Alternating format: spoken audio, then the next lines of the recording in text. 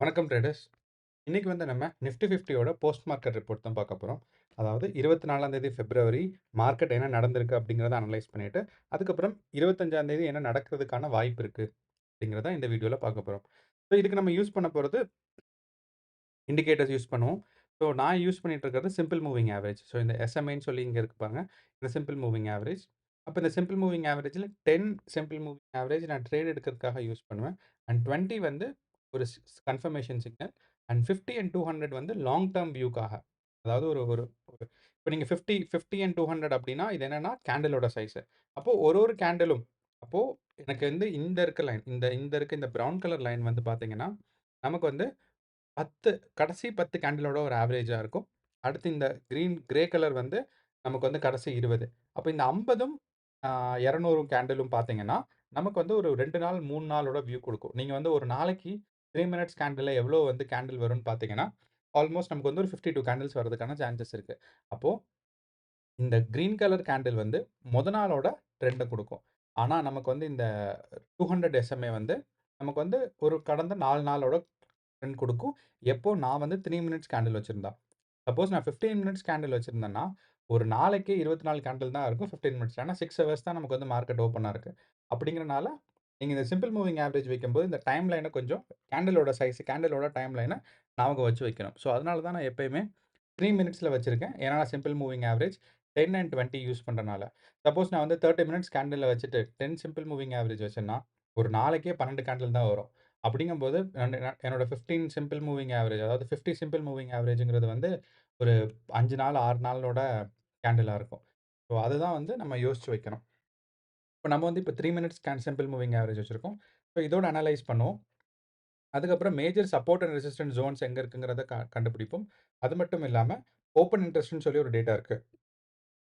இந்த open interest டேட்டால நமக்கு என்ன தெரியும் அப்படின்னா, மார்க்கெட் வந்து எந்த இடத்துல சப்போர்ட் அண்ட் ரெசிஸ்டன்ஸ் இருக்கு அப்படிங்கிறத நம்மனால கொஞ்சம் ஈஸியா புரிஞ்சுக்க முடியும். ஸோ நீங்க பார்த்தீங்கன்னா, நமக்கு வந்து இப்போ ஓப்பன் இன்ட்ரெஸ்ட் டேட்டாலேருந்தே ஆரம்பிப்போம். 21ஆம் தேதி கடந்த வெள்ளிக்கிழமை மார்க்கெட் க்ளோஸ் ஆகும்போது, நமக்கு வந்து சப்போர்ட் எங்க இருந்திருக்கு அப்படின்னா, 22,300ல இருந்திருக்கு. ஓகே. ரெசிஸ்டன்ஸ் எங்க இருந்திருக்கு? 22,500.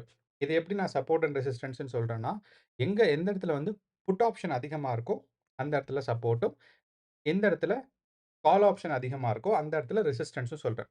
ஸோ இருக்கிற ஒரு சார்ட்ல நமக்கு இந்த ஒன் டே வியூ. அப்போ இங்க நீங்க கீழ வந்தீங்கன்னா கொஞ்சம் ஓகே. இந்த இடத்துல நமக்கு காமிக்கல. ஆனா நமக்கு வந்து இன்னைக்கோட கேண்டில் வியூஸ்க்கு வரும்போது, அதாவது 21ஆம் தேதி பார்த்தீங்கன்னா, 23,000ம் 23,500ம் இது 2 பிரைஸ் மட்டும் ஞாபகம் வச்சுக்கலாம். அதுக்கப்புறம் 24ஆம் தேதி வந்தோம் அப்படின்னா, நீங்க பாருங்க. அதாவது இந்த இடத்துல ஓகே. ஸோ இந்த இடத்துல நமக்கு பார்க்கும்போது நமக்கு 23,000 தான் இந்த இடத்துல கொஞ்சம் அதிகமான ஒரு ரெசிஸ்டன்ஸா போயிருச்சு. ஆனா, அதுக்கு முன்னாடியே ஒரு பெரிய ரெசிஸ்டன்ஸ் டெவலப் ஆயிருக்கு. என்னன்னு பார்த்தீங்கன்னா, 22,800ம் அதுக்கு முன்னாடி வந்து 22,700ம் இருக்கு. அப்போ மார்க்கெட் வந்து முதல் நாள் வந்து 23,000 தான் ஹையஸ்ட் ரெசிஸ்டன்ஸா இருந்தது. இந்த இடத்துல நமக்கு பார்த்தா தெரியும். ஸோ 23,000 இந்த இடத்துல பிரைஸ். ஹையஸ்ட் ரெசிஸ்டன்ஸா இருந்தது. ஆனா வந்து இப்போ வந்து என்ன நடந்துருச்சு அப்டின்னா, எல்லாரும் வந்து ஆர்டர்ஸ் எங்க போட்டாங்க? கால் ஆர்டர்ஸ். புட் ஆப்ஷனுக்கு பதிலா நமக்கு வந்து இந்த இடத்துல கால் ஆப்ஷன் ஆர்டர்ஸ் போட்டாங்க. அப்படின்னா என்ன அர்த்தம்னா, மார்க்கெட் இந்த இடத்துக்கு மேல போறதுக்கான வாய்ப்பு இல்ல. ஏன் வந்து கால் ஆப்ஷனும், புட் ஆப்ஷனும் இருந்தா போறதுக்கு வாய்ப்பு இல்லங்கிறத நீங்க வந்து கொஞ்சம் யோசிச்சு பாருங்க. ஏன்னா வந்து ஒரு இடத்துல வந்து ஆப்ஷன் பை பண்ணணும், செல் பண்ணணும். ஸோ இது வந்து ஸ்பாட்டுக்கும் யூஸ் ஆகும். ஆப்ஷன் அண்ட் ஃபியூச்சர்ஸ்க்கும் செல் ஆகும். ஸோ அப்போ ரெசிஸ்டன்ஸ் ஜோன் எந்த இடத்துல இருக்குங்கிறத நம்ம கிளியரா தெரிஞ்சுக்கிறதுக்கு இந்த ஓப்பன் இன்ட்ரெஸ்ட் டேட்டா யூஸ் ஆகும். அப்போ மார்க்கெட் வந்து டவுன் சைடு மூவ் ஆயிட்டு இருக்கு. 23,500 ரெசிஸ்டன்ஸா இருந்தது. நமக்கு கீழ வந்து 22,800 வந்துருச்சு. அது மட்டும் இல்லாம, நமக்கு சப்போர்ட் வந்து முன்னாடி பார்த்தீங்கன்னா, 22,500 இருந்துச்சு. இப்ப அத விட கீழ சப்போர்ட் வந்து 22,300க்கு போயிருச்சு.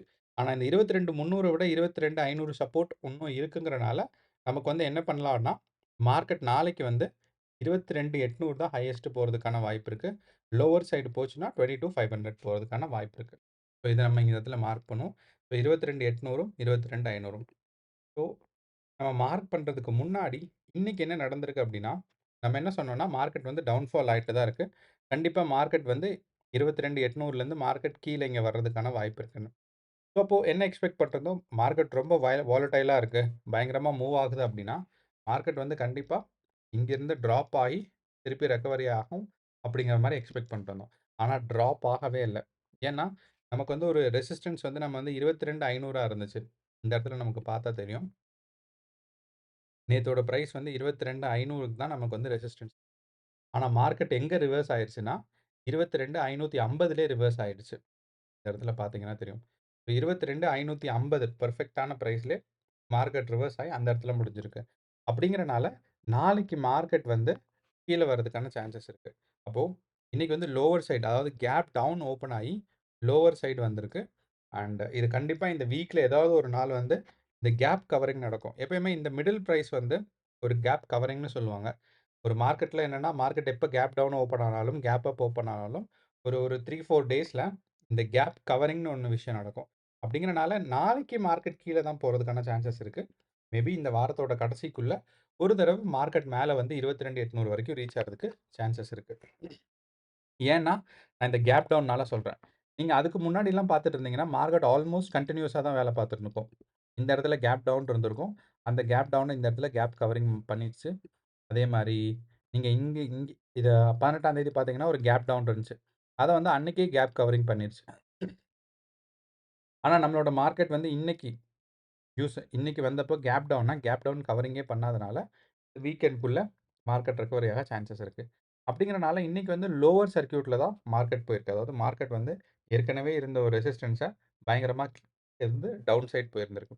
அண்ட் இந்த 22,800ங்கிறது ஒரு ஒரு 8 மாசம். அதாவது போன தடவ எலக்ஷன் வர்றதுக்கு முன்னாடி இருந்த ஒரு ரெசிஸ்டன்ஸ். நீங்க பார்த்தீங்கன்னா தெரியும். இது நான் ஒரு 1 இயர் சார்ட் எடுத்து தரேன். இந்த 1 இயர் சார்ட்ல நீங்க பார்த்தீங்கன்னா, இந்த 22,800 அப்ப இந்த 22,800 வந்து ஜூன் 6ஆம் தேதி இருந்திருக்கு.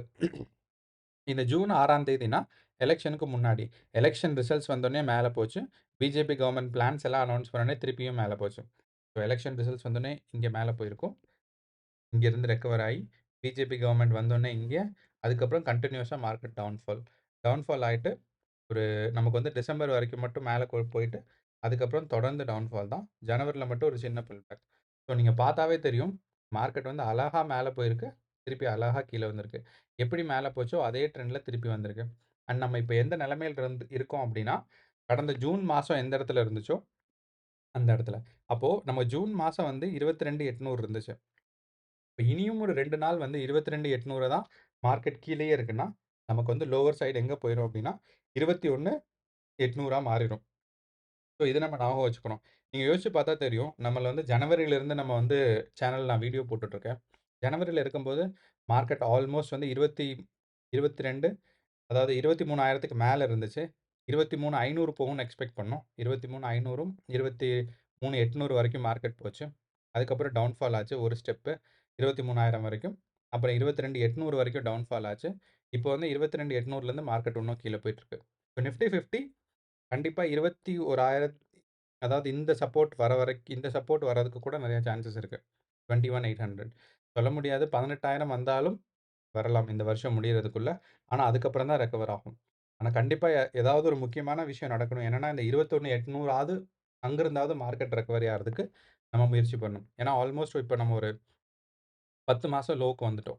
ஸோ அப்படிங்கும்போது, நம்ம இன்னும் கொஞ்சம் மார்க்கெட் வந்து கேர்ஃபுல்லா பார்க்கணும். எனக்கு தெரிஞ்சு கவர்மெண்ட்டோ, இல்ல செபியோ மார்க்கெட் வந்து பண்ணணும் தான்.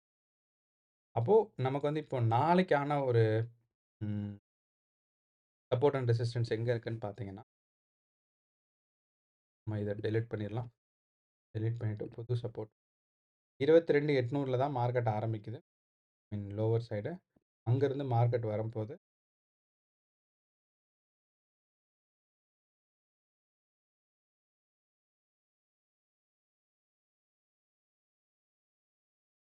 ஓ 23,000 அதிகம் 22,500 கீழ. 20 22,500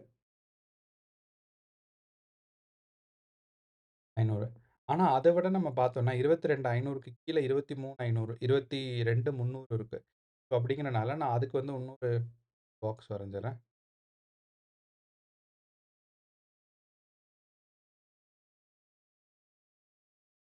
ஏன்னா மார்க்கெட் வந்து ஸ்ட்ரென்த் ரொம்ப அதிகமா இல்லாதனால, கண்டிப்பா இந்த 22,500யும் பிரேக் பண்ணி 23,300 22,300 வரதுக்கான வாய்ப்புகள் நெறையா இருக்கு. அப்படிங்கிறனால, இந்த இதையும் நான் வந்து மார்க் பண்ணி வச்சுர்றேன். அண்ட் இத வந்து நம்ம என்ன பண்ணுவோம்னா, ஒரு ரெட் கலர்ல குடுத்து ஸோ தட் நமக்கு புரிய ஆரம்பிக்கும். ஓகே. இப்ப நாளையோட மார்க்கெட் என்ன கேட்டீங்கன்னா, ஓகே புதன்கிழமை மார்க்கெட் லீவ் போல. Stock market calendar. கேலண்டர் பார்க்கும்போது கரெக்ட் சிவராத்திரிக்கு லீவு. நான் மறந்தே போயிட்டேன். ஓகே. ஸோ புதன்கிழமை மார்க்கெட் லீவு ஞாபகம் வச்சுக்கோங்க. ஸோ நீங்க வந்து எக்ஸ்பைரி டேக்கு முன்னாடி செவ்வாய்க்கிழமையே நீங்க வந்து மார்க்கெட்ட ஓப்பன் பண்றதா, இல்ல உங்க பொசிஷன ஹோல்ட் பண்றதாங்கிற டிசைட் பண்ணிக்கோங்க. ஸோ எனக்கு தெரிஞ்சு இதுதான் வந்து ஃபர்ஸ்ட்டு ஆ ஸ்டாக் மார்க்கெட் ஹாலிடே இந்த வருஷத்துல. ஸோ அப்படிங்கிறனால ஒரு சந்தோஷம் தான். ஸோ 26, 26ஆம் தேதி வந்து மார்க்கெட் லீவு. அப்போ நாளைக்கு மார்க்கெட் வந்து இந்த ரேஞ்சில போறதுக்கான சான்சஸ் நெறையா இருக்கு. ஸோ மார்க்கெட் வந்து இங்கருந்து பிரேக் டவுன் ஆச்சுன்னா, ஸோ ரெக்கவரி ஆறதுக்கு வாய்ப்பு ரொம்ப கம்மி தான். ஸோ இங்கேருந்து ஒரு பிரேக் டவுன் ஆயி, மார்க்கெட் வந்து ஃபர்ஸ்ட்டு இந்த 22,800 கிராஸ் பண்ணி, அதுக்கப்புறம் டவுன்ஃபால் ஆச்சுன்னா, 22,300 வரைக்கும் வரும். ஆனா மார்க்கெட் பார்த்தீங்கன்னா, நமக்கு இந்த ஒரு கொஞ்ச நாளாவே ஒரு 200 பாயிண்ட்ஸ் தான் மூவ்மெண்ட்ஸ் நடந்துட்டு இருக்கு. அப்படிங்கிறனால 100% வந்து 22,300 வரைக்கும் வரதுக்கு வாய்ப்பு கம்மி தான். ஆனா, இந்த 22,800 பிரேக் பண்றதுக்கான சான்சஸ் நெறையா இருக்கு. ஓகே. அப்படி சப்போஸ் பிரேக் ஆகல மேல போச்சுன்னா, 22,800 வரைக்கும் போகும். ஆனா, பிரேக் ஆறதுக்கான சான்சஸ் வந்து கம்மி தான். மார்க்கெட் வந்து கண்டிப்பா இந்த 22,500 பிரேக் பண்ணி கீழ 22,300 வரதுக்கான வாய்ப்புகள் நெறையா இருக்கு. ஆனாலுமே நம்ம என்ன சொல்லலாம் அப்படின்னா, இங்க 22,500 தான் நமக்கு ரொம்ப கொஞ்சம் ஸ்ட்ராங்கா இருக்கு. அதாவது கரெக்ட். 22,500 தான் ஸ்ட்ராங்கா இருக்கு. இப்போ பிரேக் ஆகுமா? ஆகாதாங்கிறது டவுட் தான். அப்ப இந்த 22,500லேருந்து 2 சான்சஸ் இருக்கு. 1 மார்க்கெட் இங்கிருந்து பவுன்ஸ் ஆயி மேல போகணும். அப்படி இல்லைன்னா, இங்கருந்து பிரேக் அவுட் ஆகணும். ஸோ அப்படிங்கிறனால நான் இன்னொன்னு சொல்ல மறந்துட்டேன். நான் வந்து யூசுவலா எந்த இடத்துல ட்ரேட் எடுப்போம், எந்த இடத்துல ட்ரேட் எடுக்கக்கூடாதுன்னு நான் சொல்லிட்டே இருப்பேன். அண்ட் இன்னைக்கு நீங்க பார்த்தீங்கன்னா, நான் 3 மினிட்ஸ் கேண்டில்ல தான் பொசிஷன் எடுத்திருந்தேன். ஸோ, இன்னைக்கு நான் ஒரு 3 ட்ரேட் எடுத்தேன். 3 ட்ரேடுமே லாஸ் தான். அதனால தான் நான் வந்து பெருசா வந்து எந்த இடத்துல ட்ரேட் எடுக்கணும் அப்படிங்கிறத நான் எக்ஸ்பிளைன் பண்ணல. எனக்கு என்னன்னா, இந்த இடத்துல இன்னைக்கு வந்து பார்த்தீங்கன்னா, சிம்பிள் மூவிங் ஆவரேஜ வந்து 10 சிம்பிள் மூவிங் ஆவரேஜ்ல வந்து சுத்தி இருந்துட்டே இருந்துச்சு. அப்படி இருக்கும்போது, நான் என்ன பண்ணேன்னா, 10 விட்டுட்டு 20 சிம்பிள் மூவிங் ஆவரேஜா கணக்கு எடுத்துக்கிட்டேன். அப்படி எடுத்துமே எனக்கு வந்து நான் வந்து 22,800 போகும் அப்படிங்கிற மாரி 22,500க்கு கீழ வரும் அப்படிங்கிற மாரி ஒரு ஒரு தடவையும் பொசிஷன் எடுப்பேன். ஆனா மார்க்கெட் டக்கு டக்குன்னு அங்கிருந்தே மேல ரிவர்ஸ் ஆயிரும். இப்ப 22,530லயே ரிவர்ஸ் ஆயிரும். மார்க்கெட் வந்து 50 பாயிண்ட் டவுன் வரவே இல்ல. அப்படிங்கிறனால ஒரு 3 ட்ரேட் லாஸ் வந்துச்சு. அதோட அமைதியா இருந்துட்டேன். சின்ன லாஸ் தான். அப்படிங்கிறனால நான் வந்து அதுக்கப்புறம் ட்ரேட் எடுக்கல. அதனால தான் நான் வந்து பெருசா உங்களுக்கு வந்து இந்த பொசிஷன்ல எடுக்கணும், அந்த பொசிஷன்ல எடுக்கணுங்கிற பெரிய அட்வைஸ் இன்னைக்கு நான் பண்ணல. காரணம் என்னன்னா, நானே வந்து ஒழுங்கா எடுக்கலைங்கிறனால. அண்ட் இதுதான் வந்து நாளைக்கான நிஃப்டி 50க்கான ப்ரெடிக்ஷன். இந்த 3 பிரைஸ் ரேஞ்ச் மட்டும் ஞாபகம் வச்சுக்கோங்க. 22,800ம், 22,500ம் லோவர் சைடு வந்தா 22,300ம். ஸோ இதுதான். ஸோ நாளைக்கு வந்து கேர்ஃபுல்லா ட்ரேட் பண்ணுங்க. மார்க்கெட் வந்து கொஞ்சம் மூவ்மெண்ட்ஸ் கம்மியா தான் இருக்கு. நீங்க வந்து பார்த்தீங்கன்னா, மார்க்கெட் வந்து எல்லா டைம் ஃப்ரேம்லயும் 3 minutes time frame, 15 minutes, 30 minutes எல்லாத்துலயுமே மார்க்கெட் வந்து டவுன் சைட் ட்ரெண்டிங் தான் இருக்கு. அப்படிங்கிறனால மார்க்கெட் டவுன்ஃபால் ஆறதுக்கு வாய்ப்பு கொஞ்சம் அதிகமா இருக்கு. அண்ட் நம்மளோட எஃப்ஐஐ செல்லிங் பார்த்தீங்கன்னா, இன்னைக்கும் எவ்வளோ இருக்குன்னு பார்க்கலாம். எஃப்ஐஐ வந்து இன்னைக்கு வந்து பயங்கரமா செல் பண்ணியிருக்காங்க. 6,000 கோடி செல் பண்ணியிருக்காங்க. டிஐஎஸ் 5,000 கோடி வாங்கியிருக்காங்க. ஸோ எஃப்ஐயோட செல்லிங் வந்து பார்த்தீங்கன்னா, நமக்கு வந்து கொஞ்சம் ரொம்ப ஸ்ட்ராங்கா இருக்கு. அப்படிங்கிறனால நாளைக்கு மார்க்கெட் கீழ போறதுக்கான வாய்ப்புகள் ரொம்ப ரொம்ப நெறையா இருக்கு. ஸோ இத நம்ம யோசிச்சுக்கணும். ஸோ கேர்ஃபுல்லா ட்ரேட் பண்ணுங்க. All the best. எங்க சேனல சப்ஸ்கிரைப் பண்ணலைன்னா, கண்டிப்பா சப்ஸ்கிரைப் பண்ணி சப்போர்ட் பண்ணணும். ஏன்னா நம்ம சேனல்ல வந்து டெய்லி நிஃப்டி 50 அண்ட் பேங்க் நிஃப்டியோட டெய்லி அனாலிசிஸ் பண்ணிட்டுருக்கோம். அது மட்டும் இல்லாம, இன்னைக்கு வந்து கிரிப்டோ கரன்சியோட ஒரு இன்ட்ரோடக்ஷன் ஒரு லைவ் பண்ணலான்னு இருக்கோம். சப்போஸ் நீங்க வந்து இந்த வீடியோ பார்க்குறீங்க, உங்களுக்கு லைவ் அட்டெண்ட் பண்ணணும்னா, அட்டெண்ட் பண்ணுங்க. நம்ம இன்னும் ஒரு 1 ஹவர்ல வந்து லைவ் போடலாம் அப்டின்ட்டு இருக்கோம்.